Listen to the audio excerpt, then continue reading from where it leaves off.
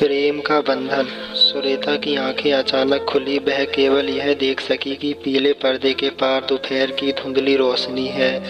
संक्रमण बीमारी से पीड़ित सुरेता काम पर नहीं जा सकती थी। जब भी वह कुछ पढ़ने की कोशिश करती, उसकी आंखों से आंसू बहने लगते। वह टीवी भी नहीं देख पाती थी, क्योंकि ऐसा करते ही उसकी पलकों के अंदर की ओर जलन शुरू हो जाता था।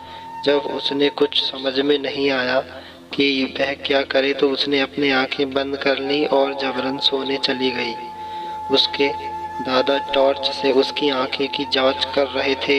उनका दयालु चेहरा उस पर गुस्सा कर रहा था। सुरेता, मेरी प्यारी बच्ची, इन आई ड्रॉप से काम नहीं चलने वाला। क्यों दादाजी? दादाजी ने बाई हथेली को पकड़ते हुए अपने गठीले उभरे नसों वाले हाथों के बीच में दबाया और मुस्कुराकर चेतावनी देते हुए बोले, मैं तुम्हारे संक्रमण से ज्यादा आई ड्रॉप को लेकर चिंतित हूँ। कोर्टिसोल का इस्तेमाल कभी मत करना, अभी नहीं, यह बात याद रखना। उसके हाथ ही दादा कमरे में चले गए। सुरेता की आंखें अचानक खुली। वह केवल यह देख सकी कि पीले पर्दे के पार दोपहर की धुंधली रोशनी है। वह उठकर बैठ गई, बिस्तर से उतरी, अपने कपड़े बदलने के लिए अलमारी खोली।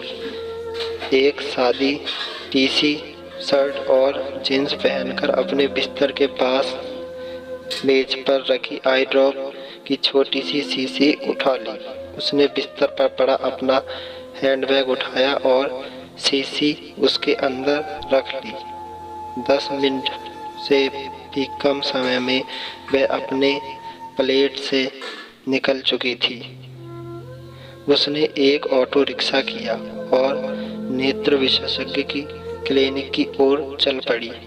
1 घंटे बाद डॉक्टर अंदर उसकी आंखों की जांच कर रहे थे। डॉक्टर ने पूछा, क्या आपने डॉक्टर की सलाह के बिना खुद की कोई दवा इस्तेमाल की थी? सुरेता ने अपने हैंडबैग का सामान खंगोला और वह शीशी डॉक्टर के सामने रखते हुए बोली, नहीं, यह दवा मुझे एक दूसरे डॉक्टर ने लिखी थी, डॉक्टर आनंद ने। वह शीशी उससे ले ली। डॉक्टर ने शीशी के कॉन्टेस्ट की जांच की। उसने मुंह से एक स्वतः ही वो निकल गया। तुरंत श्वेता उसमें चिंतित, काम, जिज्ञासु अधिक थी। वह यह जानना चाहती थी कि आखिर बात क्या है। डॉक्टर ने अपने आश्चर्य की उंगली ऊंची आवाज से व्यक्त करते हुए कहा, मैं यह समझ नहीं असमर्थ हूँ कि कोई विशेषज्ञ आंखों के इन्फेक्शन के लिए हाइड्रोक्लोरोक्विन कैसे लिख सकता है। सॉरी। डॉक्टर आनंद अपने हाथों से इशारा करते हुए बोले, स्थिति से अवगत कराए।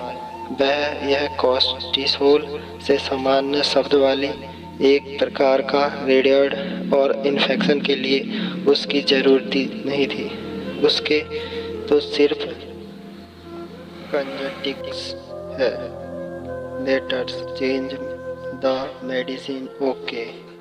आधे घंटे के बाद श्वेता वापस अपने घर की बैठक में आ गई। वह दीवार पर लटके फोटो के सामने खड़ी हो गई। उसने फोटो को अपनी हथेलियों से छुआ। दादाजी, वह दुलार भरी मुस्कान और उनका बेदाग सफेद कोट दोनों हमेशा की तरह जगमगा रहे थे। सो फ्रेंड, ये कहानी आपको कैसी लगी? अगर पसंद आई तो प्लीज़ हमारे चैनल बिट्सू की वॉइस को जरूर सब्सक्राइब करें। मिलते हैं आने वाली नेक्स्ट कहानी में। धन्यवाद।